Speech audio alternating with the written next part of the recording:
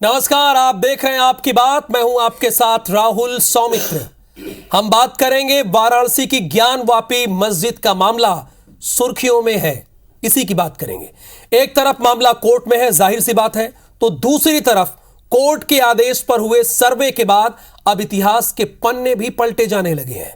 औरंगजेब मुगल काल से होते हुए इस मुद्दे में पहले गांधी और संघ प्रमुख मोहन भागवत की एंट्री भी हो गई है। आरएसएस प्रमुख ने साफ और सीधा कहा है कि हर मस्जिद में शिवलिंग तलाशने की जरूरत फिलहाल नहीं है। तो दूसरी ओर महात्मा गांधी का एक लेख जिसमें उन्होंने साफ साफ यह कहा है कि हिंदुओं को उनके धार्मिक स्थल खुशी खुशी सौंप दें, और मुसलमान भी खूब सुर्खियां बटोर रहे हैं। यानी दो बड़ी शख्सियतें, एक हिंदुत्व का सबसे बड़ा चेहरा, तो दूसरा हिंदू और मुसलमान को लेकर साथ चलने वाला सबसे बड़ा चेहरा। दोनों के रुख के बाद क्या मस्जिद पर अंतहीन जिद का अंत होगा? आज हम इसी मुद्दे पर अगले 1 घंटे तक बहस करेंगे। चर्चा के लिए हमारे साथ एक बहुत ही बड़ा पैनल होगा जिनसे इस पूरे विषय के बारे में जानकारी लेंगे, लेकिन अपने दर्शकों को और उन मेहमानों को एक रिपोर्ट दिखा देते हैं।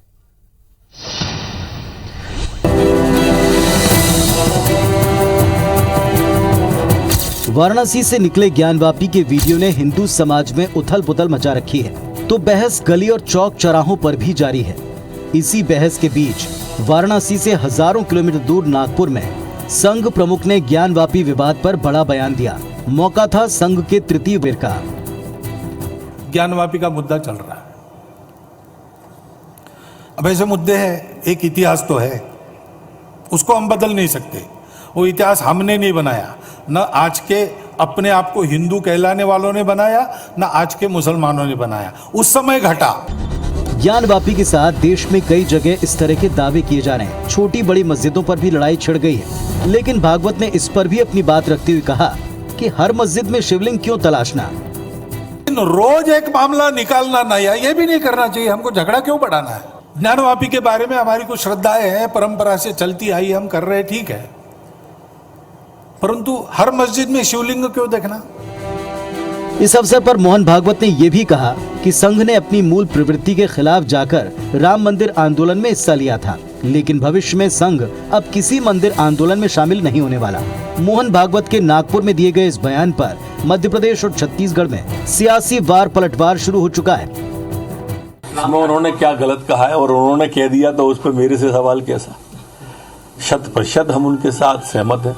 मोहन भागवत जी इस देश के एक बड़े विचारक हैं। इस देश का जो ताना बाना है उसको हम सुरक्षित रखें, और इसलिए उन्होंने ऐसा कहा। संघ प्रमुख आदरणीय मोहन भागवत जी के बयान के बाद देश में जो वातावरण दूषित हो रहा है, उसको अगर भारतीय जनता पार्टी अपना रोकने में अगर सफल हो जाती है तो मैं समझता हूं कि इस बयान का कोई अर्थ निकलेगा। एक अल्पसंख्यकों मुसलमानों को मारने का काम करता है, दूसरा सहलाने का काम करता है, वो है और कुछ नहीं। ये ध्यान बढ़ाने वाली बातें हैं, ये इनके सबके एजेंडे एक ही है। ज्ञानवापी मस्जिद विवाद आस्था से जुड़ा है, लेकिन तथ्यों के लिए इतिहास के पन्ने भी पलटे जा रहे हैं।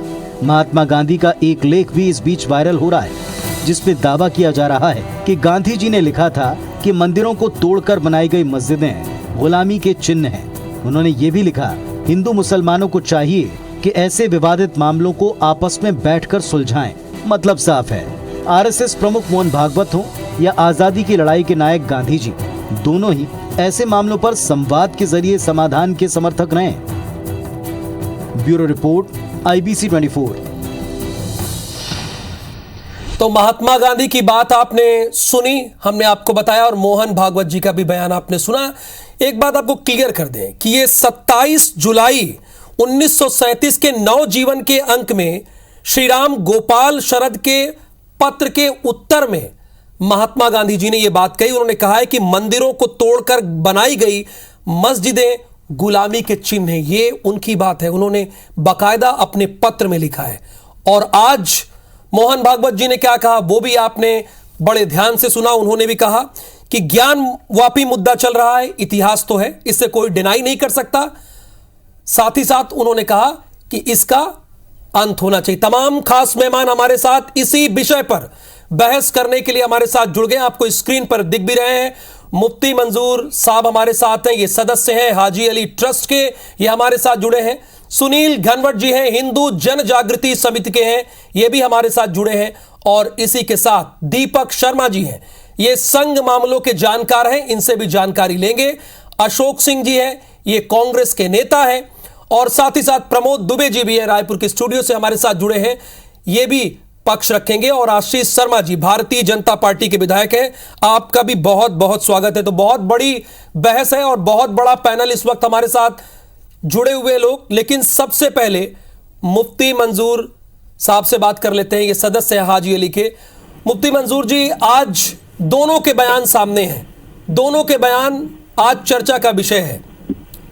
इसमें महात्मा गांधी ने ये बहुत साफ कहा, उन्होंने ये साफ लिखा, वो कोट भी मेरे पास है कि मंदिरों को तोड़कर बनाई गई मस्जिदें गुलामी की चिन्ह है।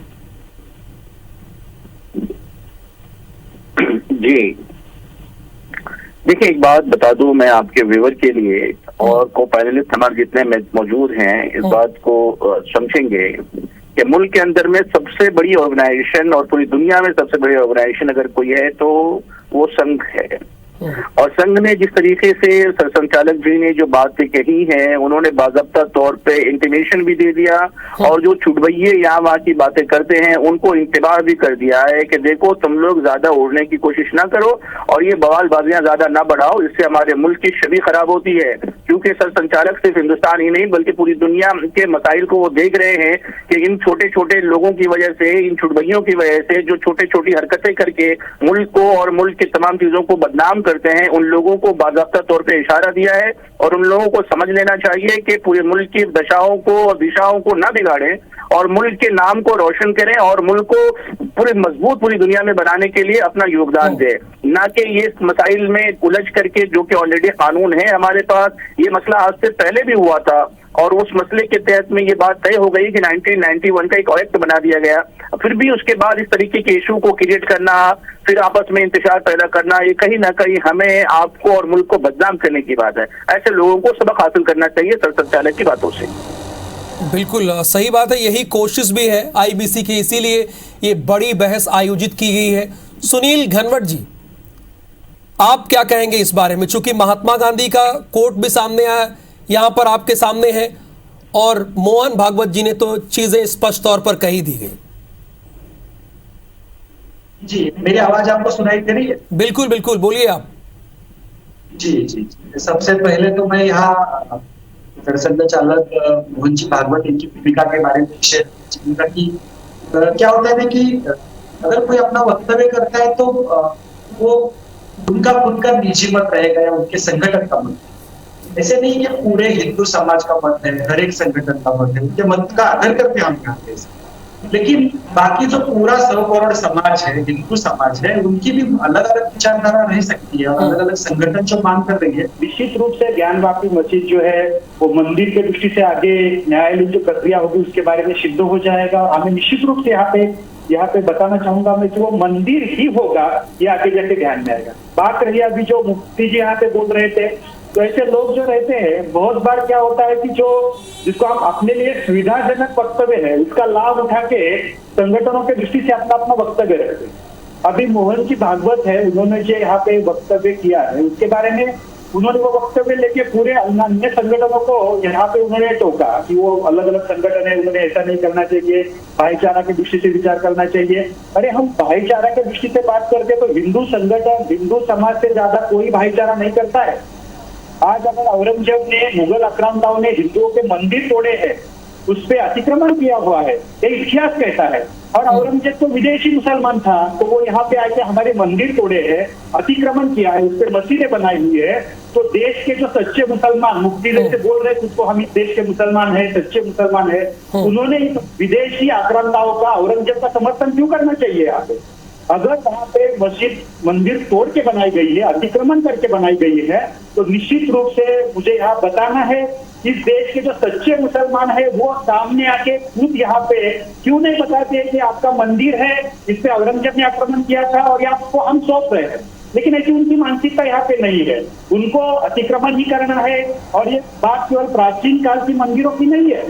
आज अगर हम देखते हैं तो बामनिया में बुद्ध मूर्तियां तोड़ी गई है। ठीक है। उसके साथ साथ हम देखते हैं यहाँ पे क्या अलग अलग बातें यहाँ पे है कि सभी जगह पे पूरे विश्व में, चाहे चर्च का अनाधिकृत कब्जा हो या मंदिरों पे अतिक्रमण हो, हर जगह पे उनकी आक्रामक मानसिकता दिखाई देती है। तो हमें ये बताना है कि न्यायिक मार्ग से लड़ाई चल रही है, हर संगठन का अलग मत हो सकता है, और आपके मत के अनुसार हमें विश्वास है ये न्यायालय में सिद्ध होगा कि मंदिर है। चलिए, हमारे साथ बीजेपी के विधायक भी हैं, उनसे भी उनका पक्ष जान लेते हैं। सुनील जी, आपने तो अपना पक्ष रखा, आपने अपनी बात बहुत विस्तार से बताई। ये साफ तौर पर आशीष जी, मैं आपसे समझना चाहता हूं कि मोहन भागवत जी ने स्पष्ट कहा है कि हर मस्जिद में शिवलिंग नहीं तलाशना चाहिए, ये उनके शब्द हैं, उन्होंने ये साफ कहा है। और दूसरी तरफ एक और लेटर वायरल हो रहा है महात्मा गांधी जी का, चूंकि ये विषय उसी पर है, मेरे पास वो लेटर भी है। मंदिरों को तोड़कर बनाई गई मस्जिदें गुलामी के प्रतीक चिन्ह हैं। इन दोनों बातों पर आप क्या कहें? देखिए, चाहे महात्मा गांधी जी का पत्र हो या परम पूज्य सरसंघ चालक जी, जो सबसे बड़े स्वयंसेवी संगठन के प्रमुख, दोनों हिंदू हैं, और एक हिंदू होने के नाते व्यक्तिगत रूप से हमारी ये भावना होती है कि जो हमारे प्राचीन आस्था के केंद्र हैं, आपने देखा होगा जब राम जन्मभूमि का आंदोलन चला था उस समय पूरे हिंदू समाज की एक मांग थी कि आप हमें केवल 3 स्थान दे दीजिए, मथुरा भगवान कृष्ण का जन्म स्थान, अयोध्या भगवान राम का जन्म स्थान और काशी विश्वनाथ। अगर ये तीनों उस समय तत्कालीन समाज के द्वारा सौंप दिए जाते हिंदुओं को, तो मैं समझता हूँ कि इस देश में उसके बाद इस तरह की कोई बहस नहीं छिड़ती, कोई आंदोलन नहीं छिड़ती। लेकिन अब चूंकि जगह जगह से मंदिरों के निकलने के प्रमाण आ रहे हैं, काशी की ज्ञानव्यापी मस्जिद का विवाद अभी चल ही रहा है, और मैं ऐसा मानता हूँ परम पूज्य जी ने जो अपना भाषण दिया है, जो वहाँ पर स्वयं सेवक थे उनके बीच में, उसको उन्होंने बहुत सारी बातें की। उन्होंने सिर्फ यही नहीं कहा, उन्होंने ये भी कहा कि हम किसी को जीतना नहीं चाहते, हम सबको जोड़ना चाहते हैं। भारत पूरी दुनिया का नेतृत्व करने में सक्षम है।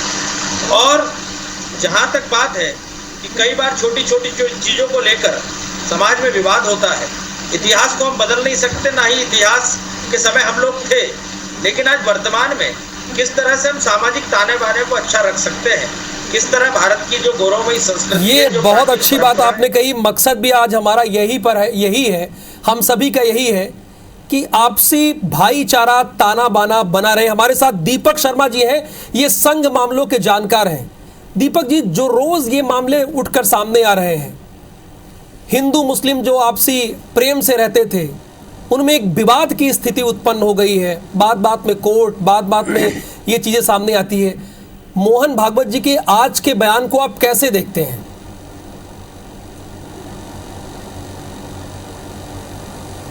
देखिए, राष्ट्रीय स्वयंसेवक संघ दुनिया का सबसे बड़ा संगठन है, और उसके एक जिम्मेदार अधिकारी के रूप में उन्होंने बहुत गंभीरता पूर्वक ये बात कही है, और वो भी संघ के तृतीय वर्ष का जो शिक्षण है उसके समापन अवसर पर कही है। और उनका पूरा भाषण जो है वो समग्रता से देश के हर उस व्यक्ति को पढ़ना चाहिए, समझना चाहिए, सुनना चाहिए जो देश के प्रति अपना सर्वस्व अर्पण करने को तैयार है। उन्होंने यूक्रेन का भी उसमें कहा कि रूस ताकतवर है, उसने यूक्रेन पे हमला किया, ये भी उन्होंने कहा, पर साथ में दूसरे देश उसको रूस को प्रतिकार नहीं कर पा रहे।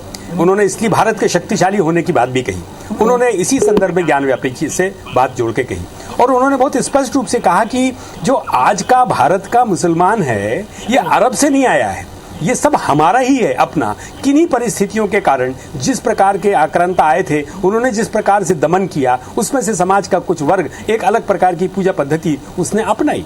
और यदि आप सबको यदि याद हो तो औरंगजेब ने सबसे पहले धर्म परिवर्तन तो करा लोगों का, परंतु उस समय उसने मंदिर नहीं तोड़े। पर उसके बाद भी जब उसको ये पता लगा कि लोग आज तो दबाव में आके लोगों ने धर्म परिवर्तन कर लिया है, इस्लाम स्वीकार कर लिया है, पर ये अभी भी मंदिर जाते हैं, अभी भी स्नान करते हैं, अभी भी नदियों में जाते हैं, गुरुकुलों में जाते हैं, तो फिर उसने मंदिरों को तोड़ना शुरू किया, गुरुकुलों को छोड़ना शुरू किया। उसको ये लगता था कि मैं पूरा किस प्रकार से देश को इस्लाम में बदलूंगा। कुल मिला के आज के भारत के जो इस्लाम को स्वीकार करने वाले लोग हैं उनको ये समझना चाहिए कि हमारी संतति, हमारे पूर्वज सब एक हैं। किन्हीं परिस्थितियों के कारण जो बदलाव आया उसको स्वीकार करें। पूजा पद्धति उनकी जो है वो कर सकते हैं। इस्लाम में तो वैसे भी मूर्ति पूजा नहीं होती है, वो प्रार्थना करते हैं, प्रार्थना करते रहें। भारत में तो बहुत सारे अलग अलग, कोई कृष्ण को मानने वाला, कोई राम को मानने वाला, कोई शिव को मानने वाला, कोई पूजा ना करने वाला, ये भी है। भारत और हिंदू समाज की ये विशेषता है कि वो सबको स्वीकार करता है, ये तो अपने ही है। अब ये जिम्मेदारी मुझे लगता है कि मुसलमानों के जो रहनुमा है वास्तविक, जो वास्तव में समाज का हित चाहते हैं, लोगों का हित चाहते हैं, उनको आगे आके सरसंघ चालक जी की जो बात कही है उसको समाज में बड़ी व्यापकता से आगे ले जाने का प्रयास करना चाहिए। और उन्होंने साथ में जब ये कहा कि आप हर जगह इस प्रकार का ढूंढेंगे तो उसका कहीं ना कहीं, और ये जिम्मेदारी हम सब की है, हम सब की ये जिम्मेदारी कि ये स्थिति ना बनने पाए। प्रमोद दुबे जी भी हमारे साथ हैं, कांग्रेस के नेता हैं। प्रमोद जी, इस जिद का अंत तो होना चाहिए, और आज के बयान के बाद तो चीजें और भी क्लियर हो गई हैं। हाँ नहीं, जो बात को तो हम विगत लगभग 8-10 वर्षों से कह रहे हैं, या 4-5 वर्षों में जब इसकी शुरुआत जिस दिनों से हुई। देखिए, प्रभु रामचंद्र जी के मंदिर के प्रति जो आस्था थी लोगों की, वो 130 करोड़ लोगों की थी। बिल्कुल। और उसमें सर्व समाज के लोगों ने, हम लोगों ने भी, किसी भी पार्टी के हों, लेकिन हम लोगों ने भी चंदा दिया, और दिल खोलकर चंदा दिया। हम लोगों ने अपने घर से भिजवाए, क्योंकि ये आस्था का प्रश्न था। हम लोग हिंदू हैं तो हमारे राम जी मर्यादा पुरुषोत्तम थे। वो मर्यादा पुरुषोत्तम राम इसलिए कहलाते थे क्योंकि वो सभी वर्ग के लोगों को, सभी लोगों को आत्मसात करते थे अपनी वाणियों से, और लोग उनको पूजते इसीलिए हैं। चाहे वो देश में नहीं, लगभग अगर 129 देशों में अगर कहीं बात करें हम, तो दशहरा क्यों मनाया जाता है? आप देखिए, केवल भारत की बात नहीं, पूरे विश्व में दशहरा, दिवाली का उत्सव मनाया जाता है। आज अगर कहीं सरसंघ संचालक महोदय अगर इस बात को कह रहे हैं, और इसी बात को अगर कहीं वो 3-4-5 वर्ष पूर्व कह देते, तो मेरे ख्याल से आज जो स्थिति है कि टारगेट करके अगर कश्मीर में 27 ब्राह्मणों की अगर 370 लगाने के बाद अगर मृत्यु होती है, और टारगेट करके अगर मारा जाता है, तो ये चीजें मेरे ख्याल से शायद नहीं हो पाती। कहीं ना कहीं इन चीजों के पीछे हम सबको विचार करने की आवश्यकता है। और जो बात कांग्रेस की आइडियोलॉजी में थी, हम तो महात्मा गांधी को मानने वाले लोग हैं, डे फर्स्ट से हम इस बात को कह रहे थे। और बार बार जिस बात को आप कोट कर रहे हैं, वो 1937 का मामला है। 1947 में आपका देश आजाद हुआ। उस समय लेकिन मामला तो है प्रमोद जी, मामला तो है। वो चीजें भी सोशल मीडिया में लोग जिक्र कर रहे हैं, बात कर रहे हैं ना। वर्तमान में आज आदमी 130 करोड़ जो लोग हैं, वो चैन की नींद सोना चाहते हैं। कुछ लोगों के कारण कहीं अगर तो आप मोहन भागवत जी के साथ हैं? नहीं, निश्चित रूप से हम तो कांग्रेस पार्टी से पहले से हम साथ में थे। के साथ हैं? हाँ, मोहन भागवत जी के साथ नहीं, ये तो हमारी आइडियोलॉजी है जिसको मोहन भागवत जी आज कह रहे हैं। आज के विचार में, आज के परिप्रेक्ष्य में कह रहे हैं। थोड़ा पहले अगर कह दिए होते तो जो इतनी अव्यवस्थाएं फैली हैं, या जो इतनी रस्साकसी हो रही है, या इतने डिबेट्स हो रहे हैं, अब डिबेट्स के सार क्या हो रहे हैं आपको निश्चित रूप से, ये तो अब बोया पेड़ बबूल का, आम कहां से होए? अगर आपने बबूल का पेड़ बो दिया था तो आज आम की उम्मीद करना कठिन तो है, लेकिन नामुमकिन नहीं है। फिर से हमको आम के पेड़ लगाने की आवश्यकता है। उस बात को अगर कहीं सरसंघ चालक महोदय ने कहा है तो निश्चित रूप से हम तो उनका स्वागत करते थे, करते हैं। और निश्चित रूप से आने वाले समय में भारतीय जनता पार्टी क्या उन चीजों का अनुसरण करेगी या नहीं करेगी, ये तो भविष्य के गर्त में छिपी हुई बात है, क्योंकि हमने भी देखा है और आपने भी देखा है। बिल्कुल बिल्कुल ठीक कह रहे हैं। बड़ी अच्छी बात है कि कांग्रेस यहां पर सहमत है संघ प्रमुख मोहन भागवत जी की बात के। उन्होंने कहा जो आज के संदर्भ में हम उस बात से सहमत हैं।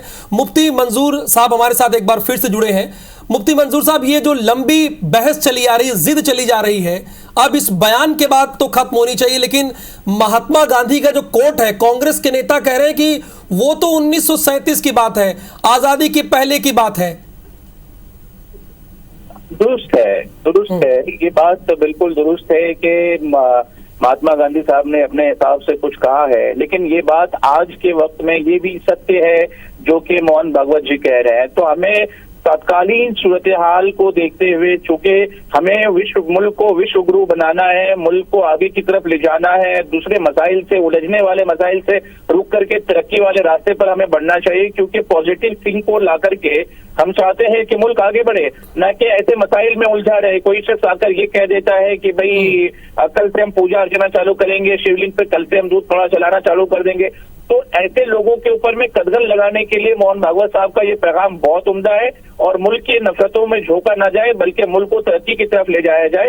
ये आज की नीड है, और इस चीज नीड को हमें पूरा करना चाहिए, और हमें लगता है कि हम लोग सब मिलजुल करके इस काम को पूरा कर सकते हैं। इसमें मीडिया का बड़ा योगदान होगा, और जो काविशें आप कर रहे हैं, मैं आपकी काविशों को सलाम करता हूँ। बिल्कुल, ये हमारी कोशिश भी है कि चीजें सही निकल कर आए, बात सही निकल कर आए। आप हमारे साथ बने रहिए सुनील जी। लेकिन जहां हम आज महात्मा गांधी जी को फॉलो कर रहे हैं, उनके विचारों को फॉलो कर रहे हैं, भले कब का बयान हो, सारे बयान तो उनके हम पुराने ही फॉलो कर रहे हैं, लेकिन ये तो चीजें उठ रही हैं ना।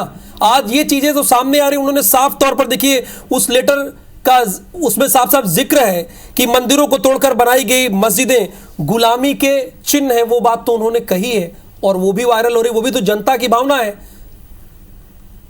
बिल्कुल सही है, आपने बताया, गांधी जी ने वो बताया है, उनके आदर्श लेके कुछ लोग चल रहे हैं, हम सावरकर जी का आदर्श लेके चल रहे हैं, लेकिन बात तो सही बताई उन्होंने कि जो मंदिर तोड़ के मस्जिद बनाई वो गुलामी की प्रतीक है। बिल्कुल है, आज भी देश में जो सीताराम जी गोयल है, उन्होंने बताया हुआ है कि करीबन 40,000 से अधिक मंदिर जो है वो अतिक्रमित है यहाँ पे। प्लेसेस ऑफ वर्शिप एक्ट में कहा गया है कि 1560 मंदिर जो है वो अनाधिकृत मस्जिद जो है उसपे बनाई गई है यहाँ पे, यानी गुलामी के प्रतीक है। और जो हिंदुओं की आस्थाओं के स्थान है, वहां पे अगर मुगल आक्रांताओं ने मंदिर तोड़ के मस्जिद बनाई है, तो वो हिंदुओं का हक है, हिंदुओं का अधिकार है, हिंदुओं की आस्था है वहां पे। और आज भी हम यहाँ पे कह रहे हैं, ज्ञानव्यापी मस्जिद जो है, वहां पे हमारे अविमुक्तेश्वर, जो काशी का यहाँ जीवन दर्शन में बताया गया है कि वो मुक्ति देने वाली हमारी देवता है, धर्मशास्त्रों में बताया हुआ है। तो केवल काशी विश्वेश्वर की बात नहीं कर रहे हम, कुतुब मीनार से लेके धार का जो भोजशाला है वहां तक, और इसके साथ साथ पूरे देश भर में जो 40,000 से अधिक मंदिर है जिसपे अतिक्रमण किया गया है, जिसपे मस्जिदें बनाई गई है, ये सभी मुक्त होने चाहिए, ऐसी हिंदू समाज की भावना है। चलिए, आप कांग्रेस के नेता अशोक सिंह जी भी जुड़े हैं, सबकी बात को उन्होंने बड़े ध्यान से सुना, बहुत गंभीरता के साथ उन्होंने सुना है। अशोक जी, आज के मोहन भागवत के बयान पर आपका स्टैंड क्या है? चूंकि मध्य प्रदेश कांग्रेस ने तो इसे बड़े हल्के में लिया।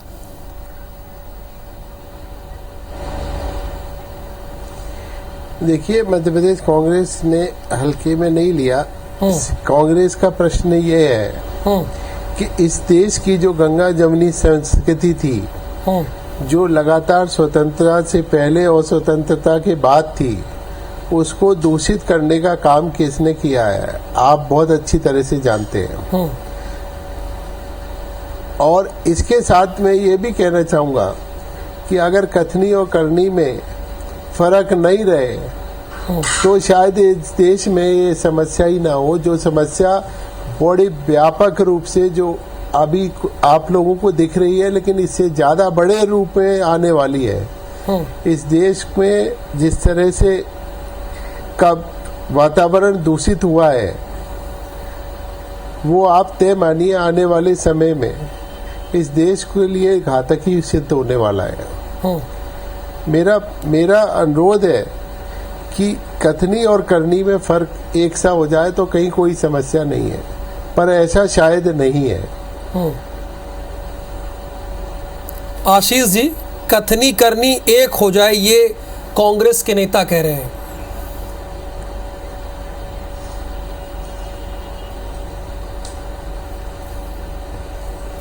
परिस्थितियां जो निर्मित होती है वो हिंदू समाज के रुखों के कारण होती है।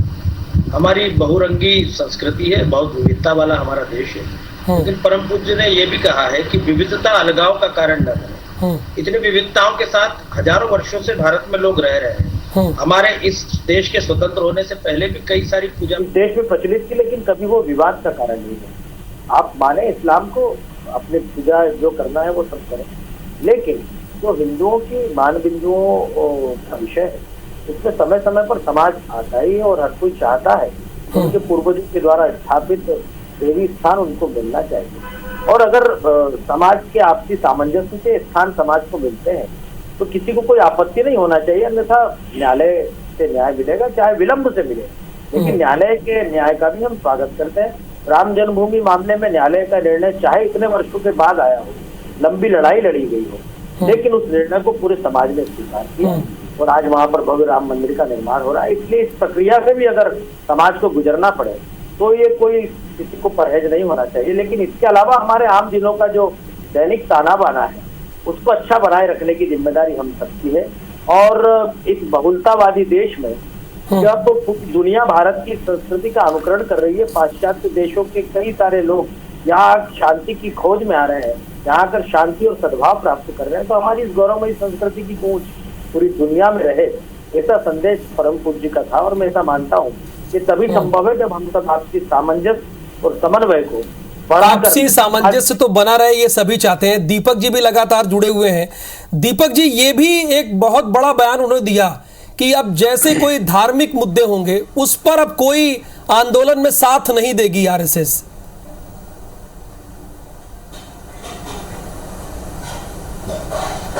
ये तो निश्चित स्टैंड है और ये स्टैंड में कोई अंतर नहीं आ रहा है, क्योंकि हिंदू समाज उस बात की चिंता अपने आप कर रहा है।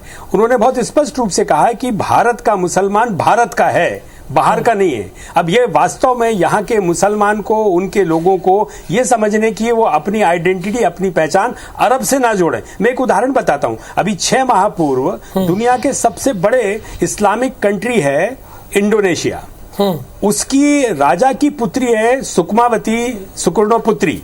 उन्होंने 28,000 लोगों के साथ इस्लाम छोड़ के सनातन धर्म, हिंदू धर्म स्वीकार किया। वहां कोई बवाल नहीं मचा, कारण उन्होंने अपनी संस्कृति को अपने साथ जोड़ा है। उनकी पूजा उपासना पद्धति बदल गई, उन्होंने कहा कि हमारे पुरखों की बदल गई, परंतु हमारे पुरखे वही हैं। वहां रामायण का मंचन होता है, उनकी एयरवेज का नाम गरुड़ है, उनकी करेंसी के ऊपर गणेश जी बैठते हैं। वो सब समाज उसको मानता है, स्वीकार करता है। मुझे लगता है कि भारत के मुसलमानों को भी यह सत्य जितनी जल्दी पता चलेगा, जितनी जल्दी इसको समझेंगे, उतनी जल्दी समाज में समरसता आएगी। पूजा पद्धति कुछ भी करते रहे, संघ प्रमुख यही कह रहे हैं कि ये अब विषय उसके नहीं है। गांधी जी ने यदि 1936 में कहा था तो उस समय कुछ उस पर बात करके 1947 में उसका निर्णय हो जाना चाहिए था। आज उन सारी चीजों के बारे में बात करने की आवश्यकता नहीं है। समाज को आगे बढ़कर इन चीजों को मानना चाहिए कि जो आक्रांताओं ने तोड़े, जिन्होंने आतताइयों ने तोड़े, वो समाज पता रहे कि हाँ इन्होंने तोड़े और उसका बातचीत से हल निकल जाता।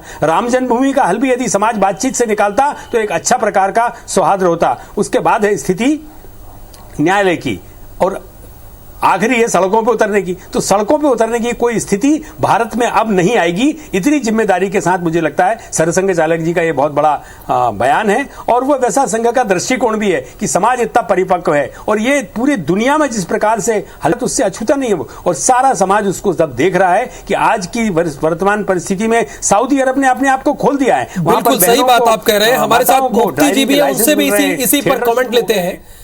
ये सारा जो कुछ हो रहा है, चलिए कोई बात नहीं, आप अपनी बात पूरी कीजिए, उनके पास मैं बाद में जाऊंगा। दीपक जी,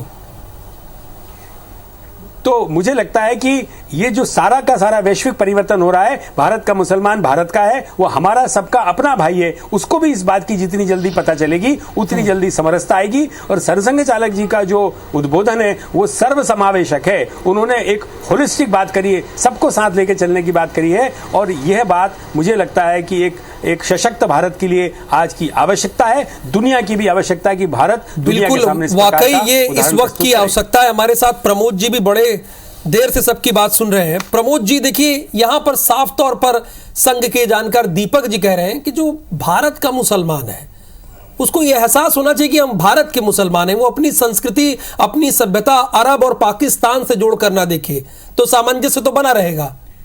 नहीं, देखिए ये तो आधा गिलास खाली है और आधा गिलास भरी है वाली बात है, अपने अपने देखने का नजरिया है। लेकिन जहां तक मैं सोचता हूं व्यक्तिगत तौर पर, आज लोग इन चीजों से थक चुके हैं और अपनी प्राथमिकताएं जो हैं वो ये चाहते हैं कि 130 करोड़ लोग कि भारत निश्चित रूप से विश्व गुरु बने और विश्व गुरु बनने के लिए जो जो आवश्यकताएं हैं, एक आप देखिए यरूशलेम में 8 किलोमीटर के एरिया में गाजा पट्टी में 3 संप्रदाय के लोग वर्षों से लड़ रहे हैं।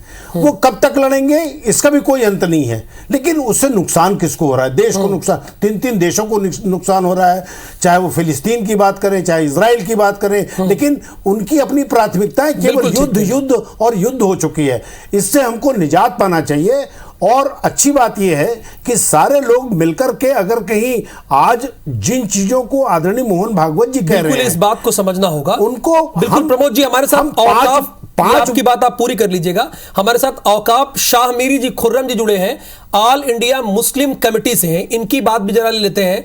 खुर्रम साहब बहुत, एक मिनट बस मुझे 10 सेकंड का समय दे, 10 सेकंड का समय दे दीजिए मुझे। आप पूरी कर लीजिए आप बात 10 सेकंड। मैं केवल इतना कहना चाहता हूं कि जिस बात को राहुल गांधी जी 5 वर्ष पहले से या कांग्रेस पार्टी के लोग महात्मा गांधी के सिद्धांतों पर चलने की बात जो लोग कहते थे, कुछ गोरसे प्रवृत्ति के लोग जिन्होंने ग्वालियर जैसे जगहों पर मंदिर भी बनाई, और इन लोगों को समझने की आवश्यकता है कि हमारा देश आपका देश पहले है। आपने ये कहा कि जो 5 साल पहले आपने कहा था उसी लाइन पर अब मोहन भागवत जी आए, आप ये कह रहे हैं? बिल्कुल निश्चित तो ठीक है ना, कोई बात नहीं, आपकी बात हो रख दी गई। औकाफ शामिरी जी हमारे साथ जुड़े हुए हैं। हर मस्जिद में शिवलिंग न तलाशें, लेकिन उसके साथ ये चीज भी बहुत चल रही है, सोशल मीडिया पे भी चल रही है, लोग इस पर बात भी कर रहे हैं। महात्मा गांधी जी का एक लेटर है 1937 का, तो उस पर आपका क्या कमेंट है? मंदिरों को तोड़कर बनाई गई मस्जिदें गुलामी की प्रतीक है, दोनों बयान पड़ चुकी है। औकाफ जी आप बहुत देर से जुड़े, हम लोग आपकी प्रतीक्षा भी कर रहे थे, इन दोनों बयानों पर आपका क्या कहना है?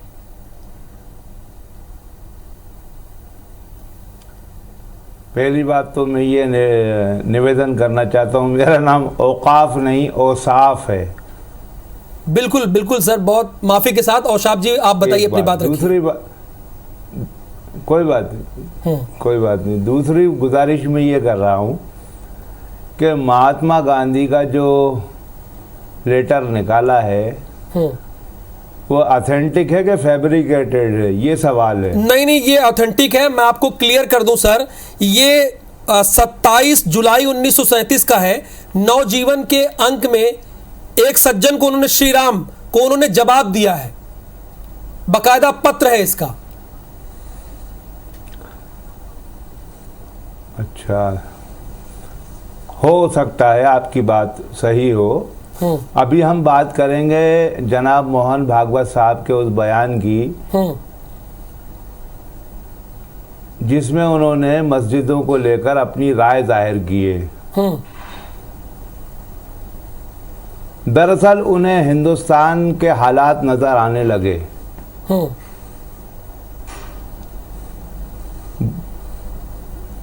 तब उन्होंने बहुत सोच समझकर यह बयान जारी किया।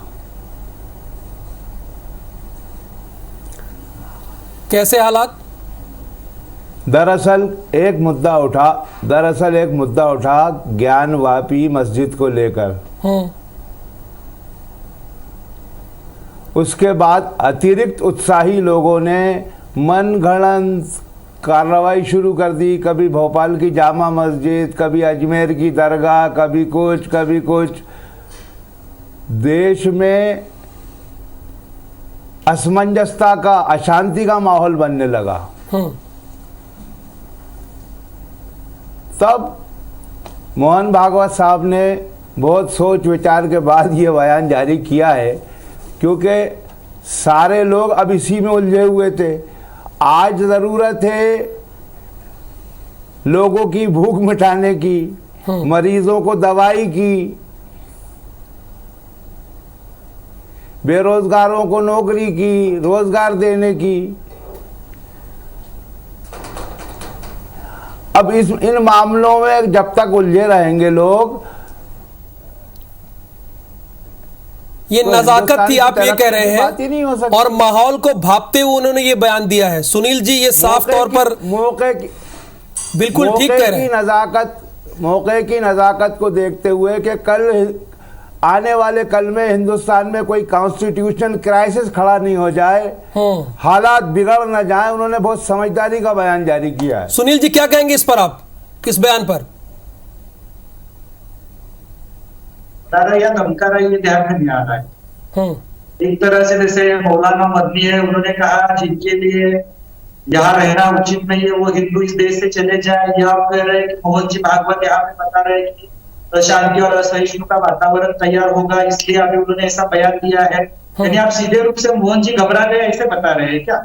आदरणीय मोहन जी भागवत घबरा गए और इसलिए उन्होंने ऐसा बयान दिया, ऐसा आप यहाँ पे कोट कर रहे हैं क्या? वास्तविक रूप में इनका दोष क्या रहता है पता है आपको? ये जब उनकी ओर से एकता है तब ये सेक्युलर बनते हैं, और जब सभी का प्रश्न आ जाता है तब ये बड़ी बड़ी बातें, रोजगार की बातें करेंगे, सभी की दवाई की बातें करेंगे। अगर इतने बड़े मन के लिए है तो मुझे इनसे पूछना है आपका बड़ा मन यहाँ पे क्यों नहीं दिखा रहे हैं? जो मूल मंदिर यहाँ पे है, ज्ञानवापी का मंदिर अभी कोर्ट में सिद्ध हो जाएगा, उससे पहले आप उसको क्यों नहीं छोड़ रहे हैं? राम मंदिर के लिए ठीक है आशीष जी, इसी पर आपका कमेंट चाहूंगा। मौके को भापते हुए बयान दिया गया है, ये बहुत सोच समझ के, क्योंकि हालात स्थिर रहे इसलिए। देखिए कभी किसी से भय नहीं खाता।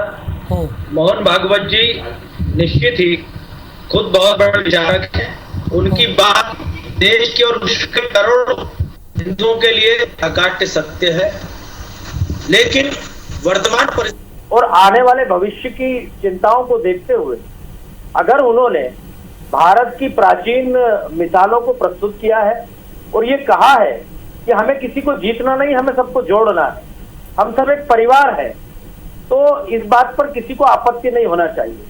जहां तक बात हिंदू समाज की है, हिंदू समाज जिन मंदिरों की लड़ाई लड़ रहा है वो लड़ाई निश्चित ही जारी रहेगी और अपने अंजाम तक पहुंचेगी। लेकिन परम पूज्य ने जो कहा है वो हम सबके लिए मार्गदर्शन भी है और हम सबके लिए करणीय भी है। और जो कोई भी ये समझ रहा हो कि संघ या उससे जुड़े संगठन किसी भय या डर के कारण इस तरह का, ठीक है अशोक जी भी हमारे साथ है। आशीष जी आपने अपनी बात रख दी, क्या ये मौके को भापते हुए अशोक जी ये बयान दिया गया है?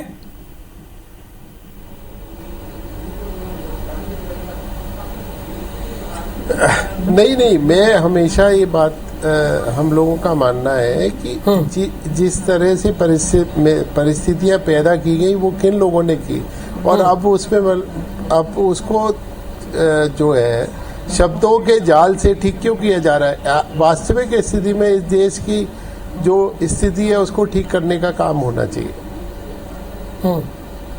प्रमोद जी इस पर आप क्या कहेंगे? मेरा मानना है कि नहीं, देखिए सारी चीज़ों को कहीं अच्छे वातावरण में सारी चीज़ें हो रही है तो बीती ताही बिसार दे आगे की सुधले ही, जो इतिहास की जो चीज़ें होती हैं वो हमको इंगित करती हैं कि आने वाले भविष्य के लिए हम ऐसी कार्य योजना तैयार करें कि हमारे देश में सुख शांति भाव का वातावरण, भाईचारे का वातावरण बना रहे।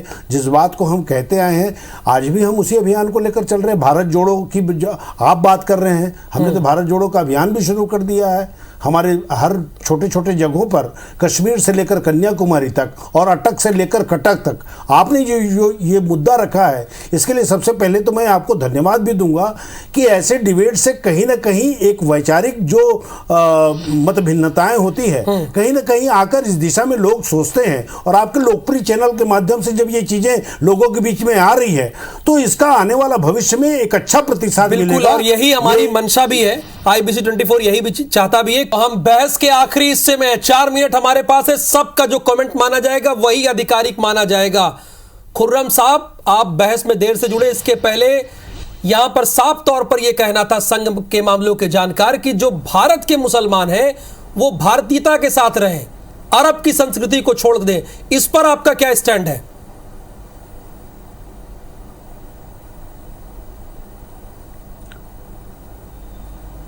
अब कहने को तो जिसके मन में जो आता है वो कहता है, अपना स्टैंड सर, और आप उसको दिखाते भी हैं, प्रचारित भी होता है।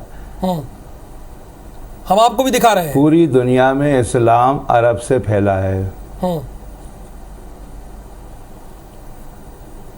तो पूरी दुनिया के मुसलमानों की आस्था तो मक्का मदीना से है, वो रहेगी। समझ रहे हैं दीपक जी? दूसरी बात, जो जिस देश में